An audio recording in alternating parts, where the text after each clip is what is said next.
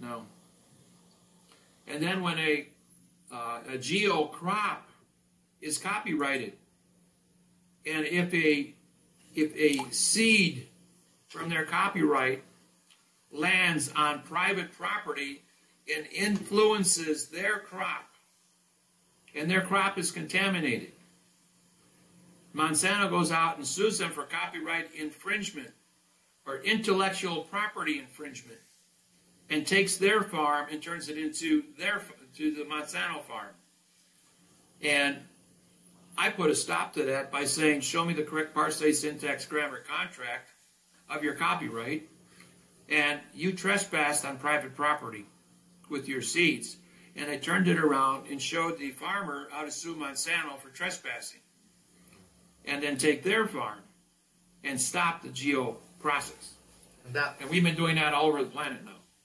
And that, of course, would be in Oklahoma, the FBI building. There were farmers that helped the building accelerate temperature-wise. And the Canadian Farmers Association, that's on YouTube. They have the story to tell. So thank you very much for that, Ava. Anybody else with some questions? Great to see you, Miller. Thank you. Yeah, Ava, if you could switch off your mic. Can I ask a question? I'm going to switch Ava's mic off because I'll get interference. So I heard somebody, is that Victoria? Yeah, it's Victoria here. Yeah, if you can get a little bit closer to the mic, sweetie. Can you hear me better now? Yeah. Yeah, real good. Okay. I have a question, if I may, please. I would like to know, is it possible to syntax the Hebrew language?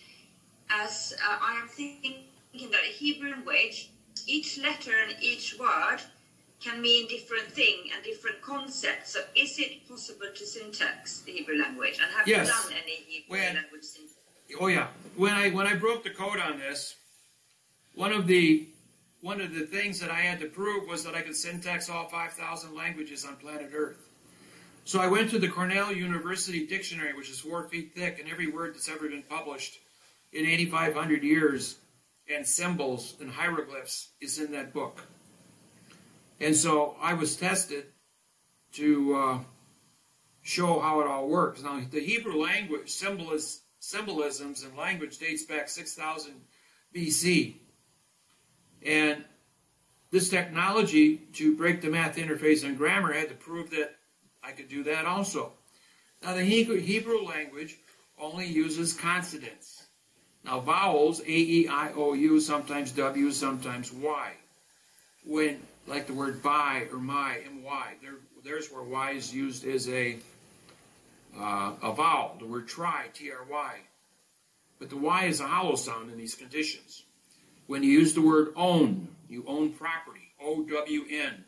Now we go back to Russia, 1850, where W is now used as a vowel, and you must draw a line over the top of the O and the W to make them a single vowel. So it's O-N, on. You own, you're on your own land. You know, you're on the land, so you own it. It's possession. Possession is 9 points of the allodial title. So, when we looked at the Hebrew language, it was all consonants. In the Hebrew people, the Jews were the bankers. And the bankers of the Jews worked with the Persians. Because of the Silk Roads, Persia was then, had all the money on the planet. And so when the Jewish bankers wanted to go ahead and communicate in other languages, the priests would then put the vowels back into the word to make so the contract could be read in favor of the Jewish language. And so they then took those words. If you have a vowel and 2 consonants, it means no contract. And we spent 8,000 hours to prove that over a 2-year process. Russell and I did that. That's all we did for 2 years, to prove a vowel and 2 consonants. A, E, I, O, and U, Y, and W, all the words in the dictionary, all the synonyms in the dictionary. I had to look everything up to prove that statement. So then when it came time to translate a language that was 100% consonants into English, they have no prepositional phrases, no prepositions or articles. So we keep the English preposition, the English article, and we place it in the correct area. Now, when you're writing a sentence to do this translation, we do grafting. We write all the prepositions in column 1, all the articles in column 2, or what we call lodio. We use the, this, these, a, for the article. For, of, with, and by are the only 4 prepositions, sometimes against, sometimes, let's see what other one I use in there.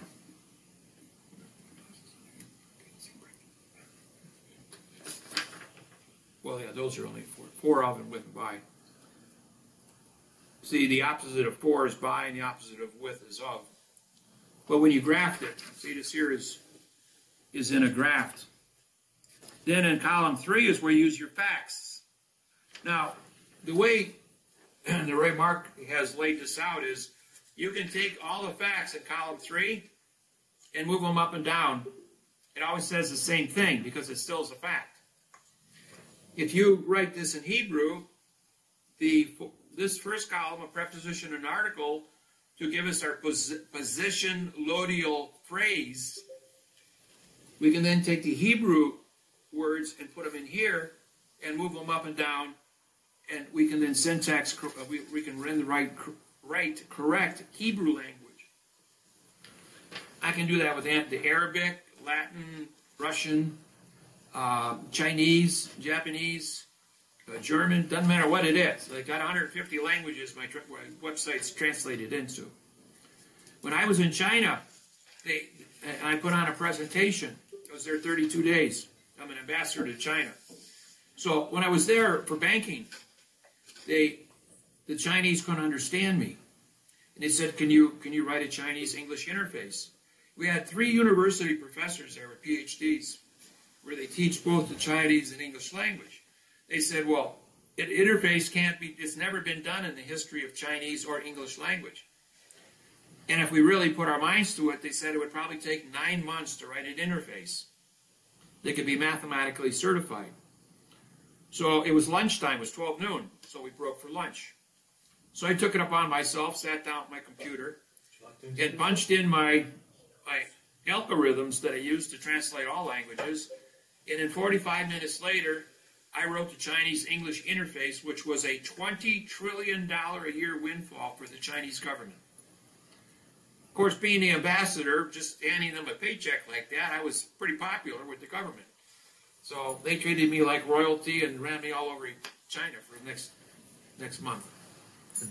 I would love to hear again what happened with the what do you call them, gambling machines, is it? No, that's something else. Nothing to do with this. All right, so then after I showed them the English translation, and I actually syntaxed it. I had a big 4-by-8-foot whiteboard, and I put in the English up on top, and then I wrote it in Chinese underneath. Totally blow them away. I don't speak Chinese. I can't read Chinese. But I can syntax the hell out of it, I'll tell you that. So then my smartphone here, I got the string on here, I hang this around my neck, go to Google Translator, Mandarin Chinese, and when I speak English, my cell phone talks in Chinese, Mandarin Chinese, and when the Chinese person talks to me, it writes it in English and speaks to me in English, just like on Star Trek. And so I went out for 32 days. I'm there, and I'm talking and doing anything I want, just like we sit around here in English and talk. It's pretty cool with this technology, with the translator. But then they said, can you do Russian?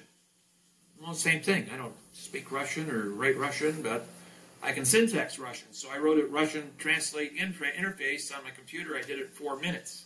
They said, what about German? We're a big trade with Germany. Took another 4 minutes to trade that one off.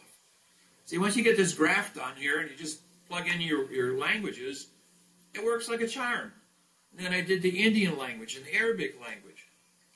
And same thing, I can't read it, understand it, all this stuff. But once I have my algorithms to do my comparisons. And here's another thing I'll share with you. The German language, you have your 10, 15, 20, 25 letter words. I mean, who writes like that, right? So I went over to Germany in Zurich, and this lady was an English-German speaking. I mean, she was the translator. And she says, well, those are actually phrases. You in the English world may use 5 to 7 words in a sentence. We put them all together with no spaces, and that's our word. So technically we're speaking like you do, and we speak it out when we say it, but when we write it as a phrase. But you know what they do in front of every single phrase? They put an adverb. They got 5 words for the, 5 and 4 words for of, and 7 words for with as a possessive. And so once I had all the prepositions and all the articles written in German next to the English words, I busted that 47-page document in 5 days, syntaxed every single word, and the whole entire German language is written in adverb verb, or adverb adjective pronoun. It was so cool, and I realized after World War I and World War II, the world didn't want the German people, so Rothschild ordered the language changed into phraseology and adverb verb, so they could never have a legal contract to go to war again. In 1917, Stalin goes to Rothschild and says, I got to borrow money to fight this civil war here. So Rothschild says, okay, you can have all the money you want, but you got to remove the article, which is ownership, from your language. And the people are going like, no, that's wrong. And so Stalin killed 80 million people that would not cooperate with removing the article. And that was communism for 70 years. 1917, 70 years, 1987. Now there's a 1-year salvage claim under Title 46, Chapter 781, plus 3-day rescission law. And President Ronald Reagan then says, Gorbachev, tear down that wall. At 6 o'clock at night. And the 70-year plus 1-year rescission, 1-year salvage claim, 7-year international bankruptcy, 1-year salvage claim, and 3-day rescission expired at midnight. So Ronald Reagan gets on CNN, worldwide broadcast, 2 billion people, and says, tear down the wall. Well, the bankruptcy was going to end for Russia. Their dollar was going to be worth 10 cents at the stroke of midnight. And the Berlin Wall came down at midnight because all the guards had to leave. They had no jurisdiction anymore. And Russia, or the communist state, was done.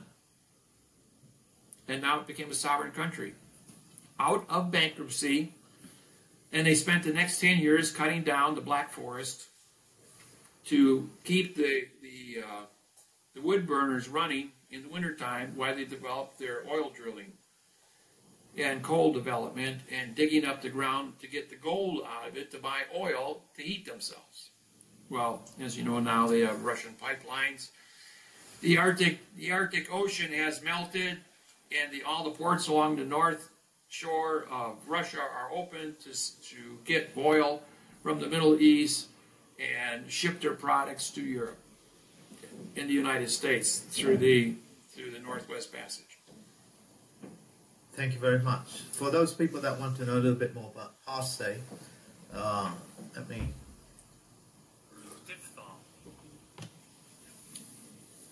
How do you pronounce that? Diphthong. Diphthong. I don't know if you guys are able to read that. No, you can't see that. So what I'll do is I'll... diphthong. These are both 4K screens. So you got 4,000 lines a second passing and they can't see each other. That's why it's white. Cancelling each other. They cancel, yeah. He's doing the maths. problem I'm having. He's given me the mathematical solution to it. Don't do it. Thank you. Can I paraphrase a couple of things? What Miller is saying in regards to the Germans not making war and the Russians not being able to now agree upon any words in their vocabulary so they can't make contract is another word or another process what we all know as being the Tower of Abel or Tower of Babel. Tower of Babel. So essentially that is what is happening, is that they can't agree upon, the carpenter can't agree upon with the masonry can't agree upon with the people that service the mud or whatever it is. Nobody can agree upon anything. As a result, the Germans can no longer make the war machine, and the Russians cannot contract with each other, and they need a external contractor to be able to draw up contracts for them, and they don't have jurisdiction because somebody else drew it up. Put that in a grand scale, they have no contract, no vocabulary, no language, they're all foreign to each other, full stop. Would that be correct? Yeah. So, you know, the Russian Supreme Court, after we won the case at Battle of Russia in 1997, it invited me to come to Moscow and teach the Supreme Court the English-Russian math interface and quantumize the Russian language so that their courts would be correct. And the United States government would give me a visa to leave the country.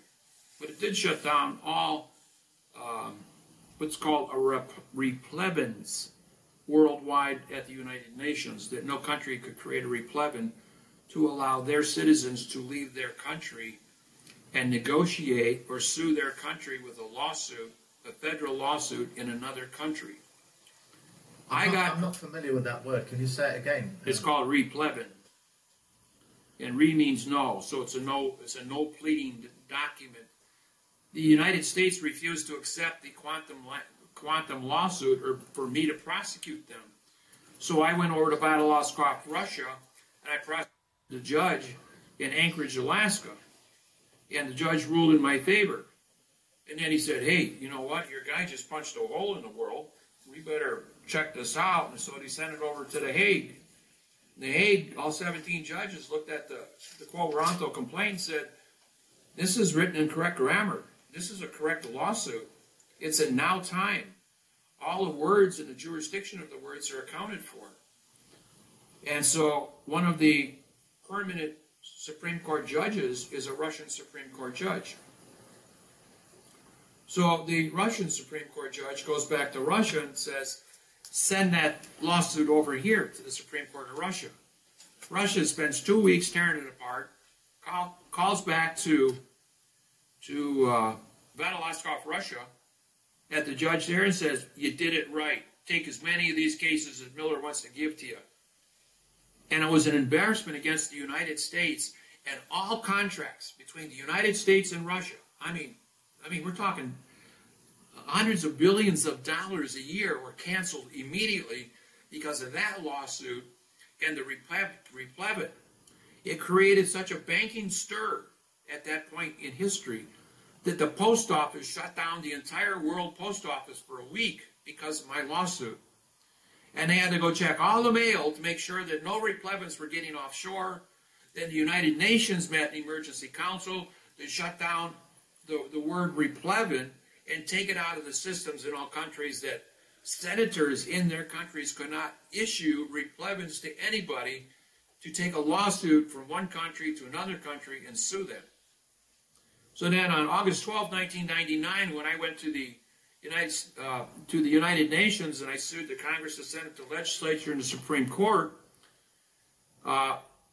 for the copyrights of the flag of America written in correct parsing syntax grammar, the Congress, Senate, legislature, Supreme Court, President of the United States could not produce an oath of office written in correct grammar,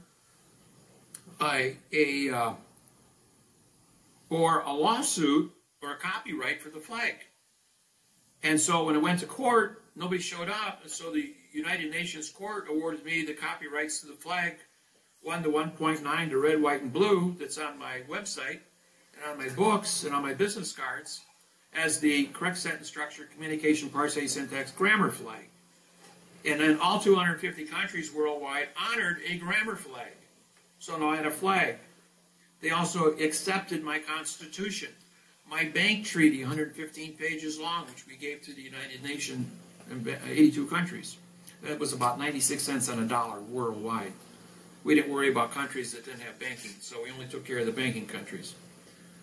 Then what happened after that? They said, what land do you claim? Because now you have a flag, a constitution, and a bank treaty, and a post office. What country are you claiming? And I said, I claim the land of the courtroom floor during the time of contract, because that was the only land mass on planet Earth that people for 8,500 years never claimed. And so I got it as last man standing. And I got it in quantum language, too. So every time I walk in with a quantum contract in a courtroom, I am the director of that courtroom. I have jurisdiction as the Supreme Court judge of that courtroom and the chief postmaster general of that courtroom. So that courtroom I own, and my word is law in that courtroom, but it has to be in quantum, and only the terms on the quo warranto complaint or the contract can be used. No other secondary arguments. You can't reach up and grab Black's Law Dictionary or Webster's Dictionary or the revised statutes of any state or government and bring it into the land of the courtroom floor, because only that constitution or that quo warranto becomes a constitution at that point in time between only the names on that contract. But that becomes our country. And so we only do grammar. Now we look at the syntax and the syntax fraud of the insurance companies, of the mortgage companies. Because once you take away in the banking, that was the third one, the banking. Once you do those three things, the world's not going anywhere, you know. That's pretty well captures all the money, captures all the land, captures all the titles, captures all the contracts, and that makes me Pandora. And who is Pandora?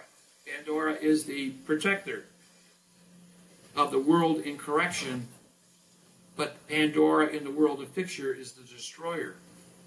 And they've been making Earth a slave colony and destroying all the people on the planet through wars using fiction language. But when you use correct parse, syntax, grammar, Pandora becomes the meek.